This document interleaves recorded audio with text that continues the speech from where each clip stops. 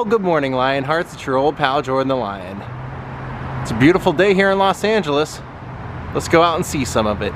Daze with Jordan the Lion begins now.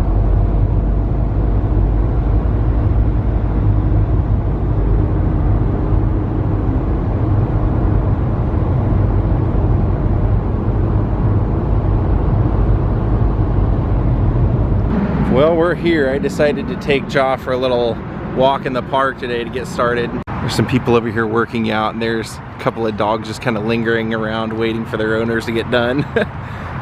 Jaw's got his eye on them. They see each other.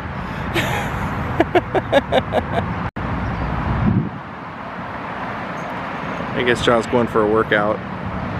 So I love coming to this park. Jaw loves this park. He can chase squirrels, and something's cool about just knowing, you know, from where I grew up in like the middle of kind of nowhere, Ohio, that I get to walk my dog in the same park that Pee-wee rode his bike through in Pee-wee's Big Adventure, and John Cusack held up the radio and Say Anything.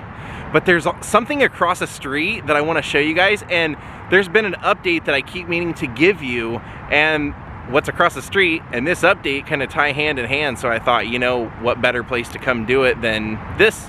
So believe it or not, what's across the street is something I thought I would have shown you before, and it dawned on me I never have. So it should be a fun day. Plus tonight I'm going to do something with my friend Kevin that I've never done before, another first in my life, and you guys are going to come along. That's Jaw over there just hanging out, relaxing in the grass. He saw a squirrel. Oh, wait till he sees all the squirrels over there. I see about 4 of them right now. That squirrel's watching Jaw. Big time. Here's a squirrel climbing this tree to get away from Jaw up here. He's eating something. I don't know what he's eating, but don't attack me. But I kind of like the artwork that's on this tree, if you can tell. Somebody, I don't normally like spray painting on a tree, but kind of looks cool. It's like a heart with like a keyhole in it, and it's dripping.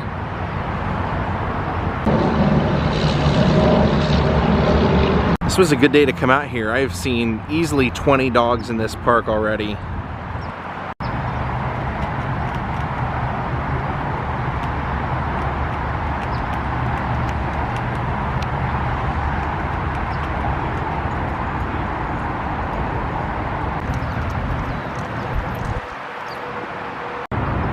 He's found a friend.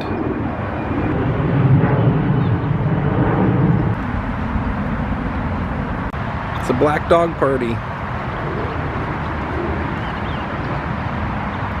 He's the little squirt. I wonder why the flag is down half-mast. Over here you can see they're doing a hip-hop dance class. And then over here they're filming some guys throwing and catching footballs.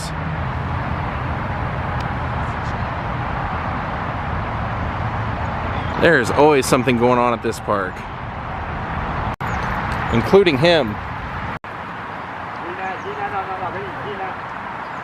Man, that tree reminds me of Geronimo from our road trip. World's largest petrified tree. That thing's massive. So if you're a fan of stand-up comedy, I used to come here and hike quite a bit, probably like 3 years ago, and I used to always see the comedian Eddie Pepitone walking around this park almost every morning. Look at this little lion.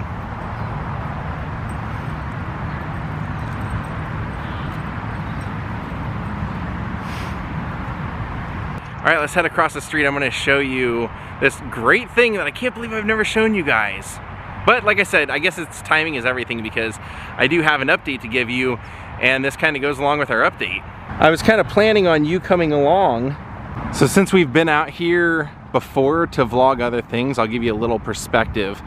Over here on this corner is the 7-Eleven that we see in Say Anything when they come walking out, when Lloyd comes walking out after them kind of hanging out all night, and he brushes the glass off to the side when she walks through.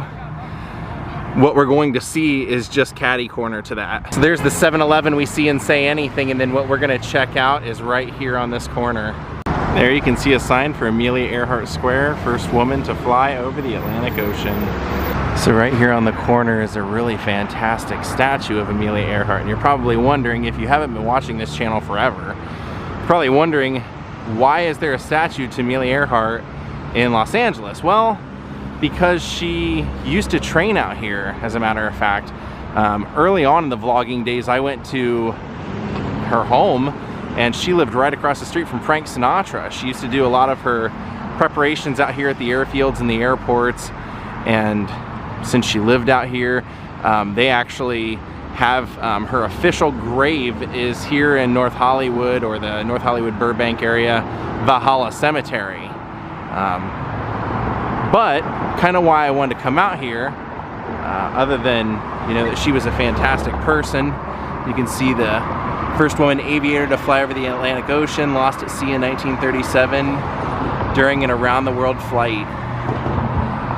One of the reasons I want to come out here is because we went to her childhood home in Atchison, Kansas, a little over a month ago, and I said I was going to do something there for a friend, and I have a little update for you guys. So our update is that while I was at the birthplace of Amelia Earhart in Atchison, Kansas, I saw that they had bricks down on the ground that you can make a donation to help sponsor the place, and they'll put your name on a brick. And they had 3 different price levels. You could do a normal red brick for $100.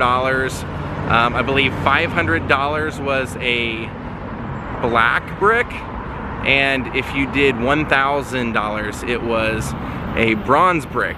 And we had a great friend of this channel, Lenard, who passed away untimely, and he was a huge fan of Amelia Earhart, and I've been trying to think of a way to do something special for him and memorialize him.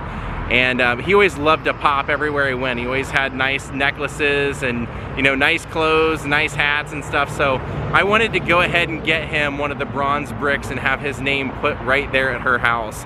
And so I kind of mentioned during my 3-year live stream that anybody that donated during that time, that money would be put towards a brick for Lenard, and I would make up the difference. Actually, I was just going to pay for the whole thing, and enough people had been nice enough to say that they wanted to help, that we made that available on there.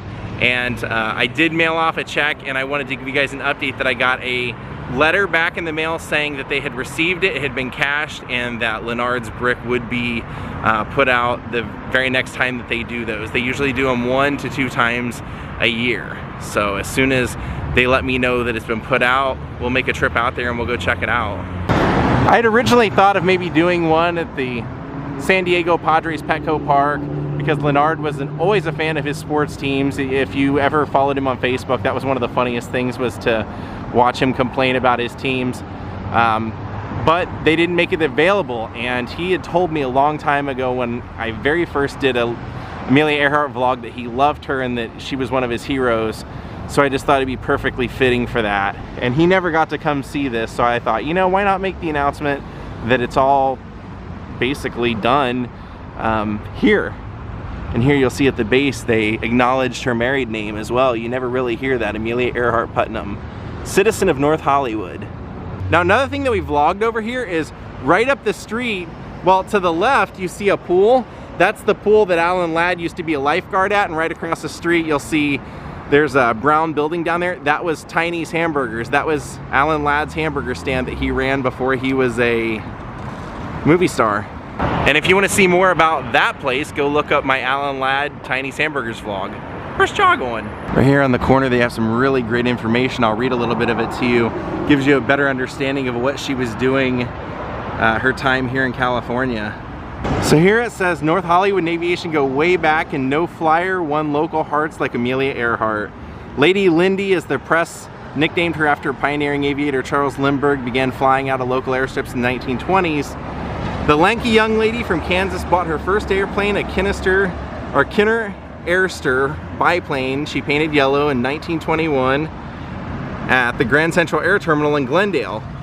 She set women's altitude and speed records and tested and repaired planes at Van Nuys, Glendale, and Burbank airports. She made the first solo transcontinental flight by a woman in 1932, and in 1935 she made the first solo flight by anyone from Hawaii to the US mainland.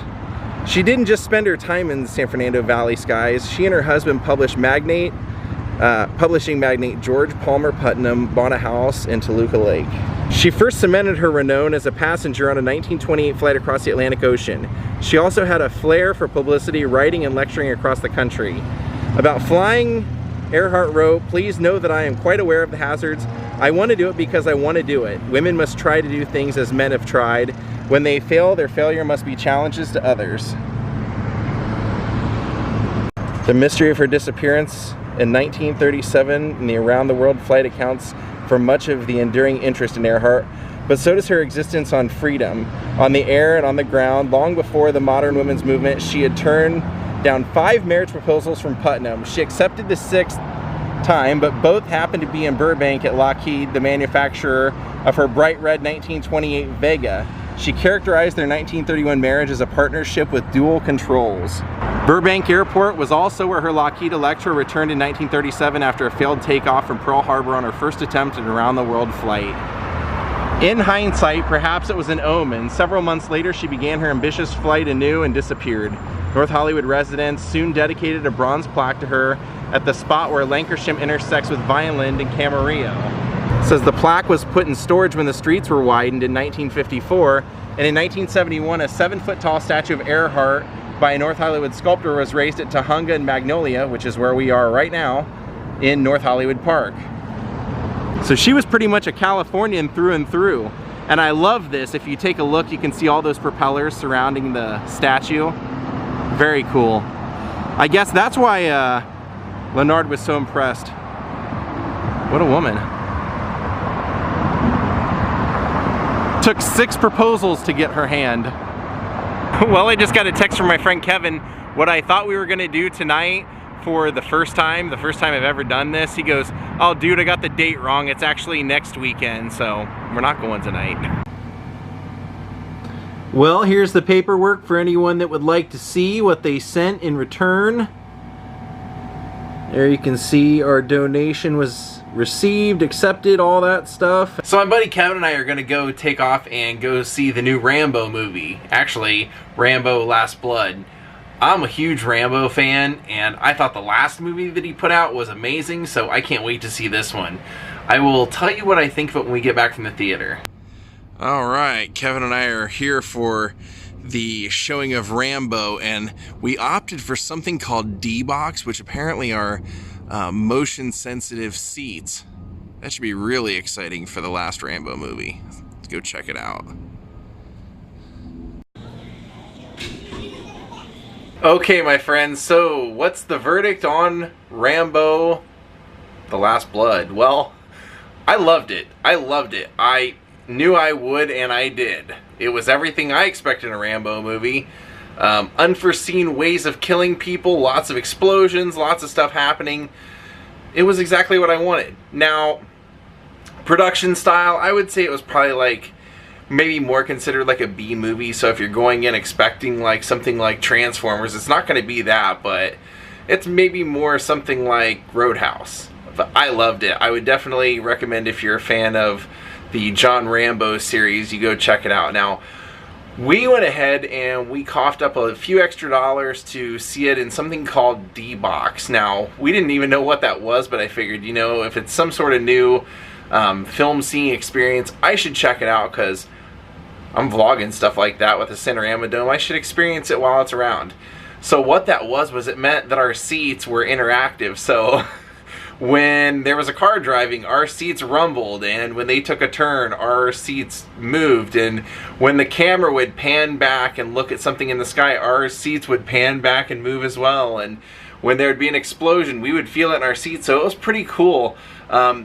I can see how maybe it would become kind of obnoxious to some people, but in reality, when we were walking out of there, it kind of felt like we had gotten a back massage through the whole movie, so it was kind of a plus thing for me. So yeah, I highly recommend you go see Rambo, and if you can see it in D-Box, go see it. Alright, my friends, we are going to call it a day. I wanted to send a big shout out, thank you to Julia for the little present she sent me through Amazon Prime for my wish list. That was very kind of you. And thank you, Mateo Drago, for becoming my newest Patreon. Thank you, everyone, for watching. We will see you all tomorrow. Have a great night, and good Goodbye.